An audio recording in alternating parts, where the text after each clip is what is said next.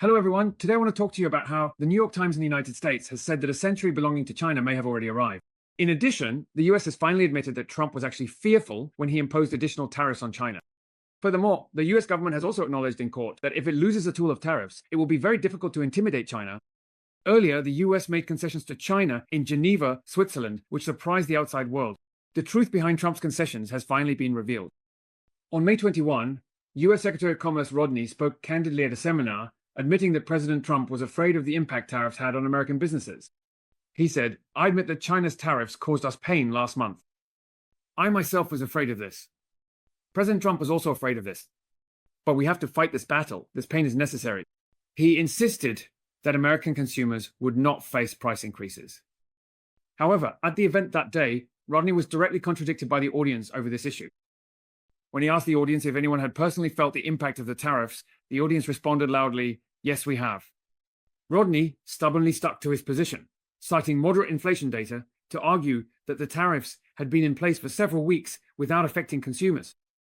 For months, global markets have been plagued by uncertainty surrounding US trade agreements, with key information such as the number of agreements, timelines, and participating countries still unclear. Except for the United Kingdom, no country has reached a comprehensive tariff agreement with the United States. The United States and China have only reached a temporary 90-day agreement. Previously, White House trade advisor Navarro confidently claimed that the US would conclude trade negotiations with 90 countries within 3 months. A mainland envoy commented that, for the understaffed Trump administration, coordinating negotiations with 90 countries is a major challenge in itself. Even the smallest trade agreement of Trump's first term, the revision of the automobile and steel provisions in the US, Korea Free Trade Agreement, took 8 months to complete. At that time, the comprehensive USMCA agreement signed with the two neighboring countries, Canada and Mexico, took more than 2 years. Now, the 90-day tariff suspension period that the US granted to most countries around the world is already nearly halfway over and will expire in early July. Rodnick said that while multiple trade negotiations are underway, the US government has recently abandoned its initial idea of reaching 90 agreements within the 90-day period. He said that the US government hopes to reach trade agreements with most major partners before the US tariff suspension period expires this summer.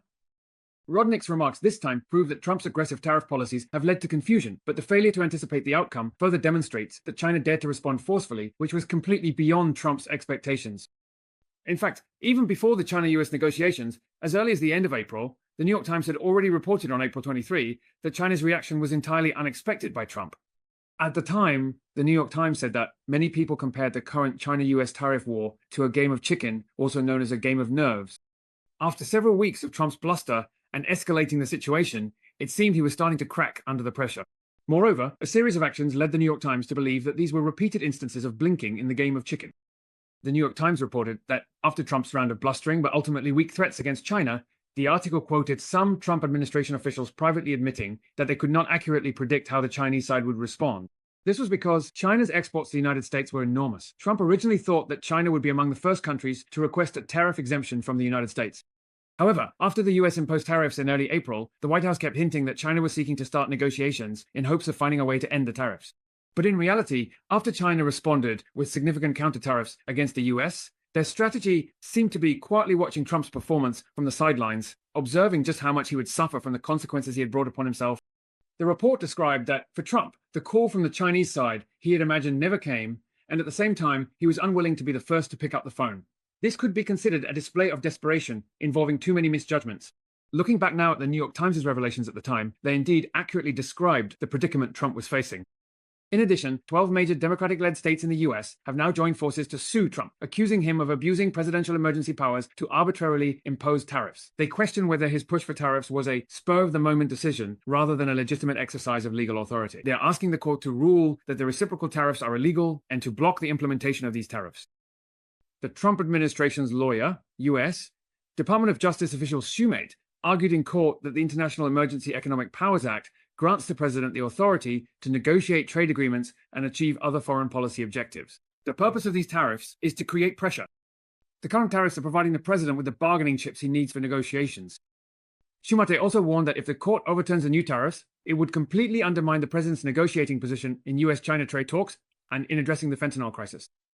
This lawyer for the Trump administration has once again demonstrated one thing: they are simply using tariffs as bargaining chips in negotiations. The tariffs themselves are not justifiable. This can be summarized as follows. First, Rutney is just as afraid as Trump of the impact that tariffs have on American businesses. This essentially proves that Trump is acting recklessly. He imposed excessive tariffs on China, originally thinking China would be the first to give in. But when China stood firm and responded strongly, he became very flustered.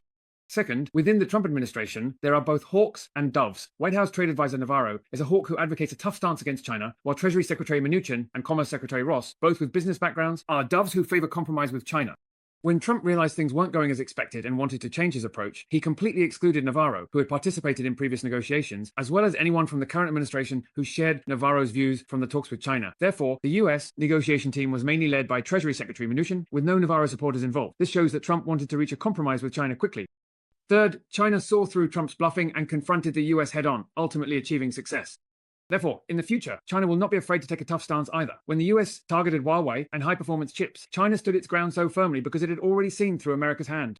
China can be tough because it has the confidence to back it up. On May 19, the American media outlet, the New York Times, published a guest column by Columbia University postdoctoral researcher Carl Chen titled "A Chinese Century May Have Already Arrived." The article states that historians may one day find that the first few months of US President Trump's second term marked a turning point, when China pulled ahead and left the United States behind, potentially ushering in the Chinese century even earlier. The New York Times commentary notes that during Trump's trade war, Washington and Beijing reached a temporary truce agreement that brought no real benefits to the United States. However, this is so insignificant. The US immediately claimed this as a victory, which only highlights the fundamental problem facing the Trump administration and the United States. At a time when they are on the verge of losing a much more critical battle with China, the US is short-sightedly focused on trivial, small-scale conflicts. The article says that Trump is recklessly undermining the pillars of American strength and innovation. His tariff policies are jeopardizing American companies' opportunities to access global markets and supply chains. He is cutting funding for public research and universities, forcing talented researchers to leave the United States. He is also reducing subsidies for technological projects such as clean energy and semiconductor manufacturing. China, on the other hand, is on a completely different trajectory. It is focused on its own development, and in industries such as steel, aluminum, shipbuilding, batteries, solar energy, consumer electronics, pharmaceuticals, and high-speed rail, China has already become the world leader. The article also states that China's approach has achieved remarkable results. For example, with DeepSeek and the launch of AI chatbots, many Americans were startled by China's progress in the field of AI, causing the US to once again face a Sputnik moment similar to the challenge it faced from the Soviet Union in the space race. Trump's political ally, Miles, once treated Chinese electric vehicle manufacturer BYD as a joke, but BYD's global sales have already surpassed Tesla. In March of this year, BYD's market value also surpassed the combined total of Ford, General Motors, and Volkswagen. China is currently at the forefront of pharmaceutical research and development.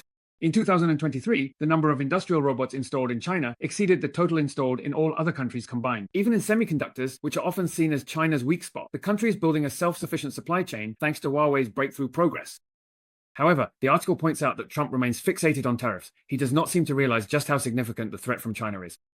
Although China is already facing serious challenges, such as a prolonged slump in the real estate market and an aging population, neither US, tariffs, nor other trade pressures can force China to abandon its state-led economic policies.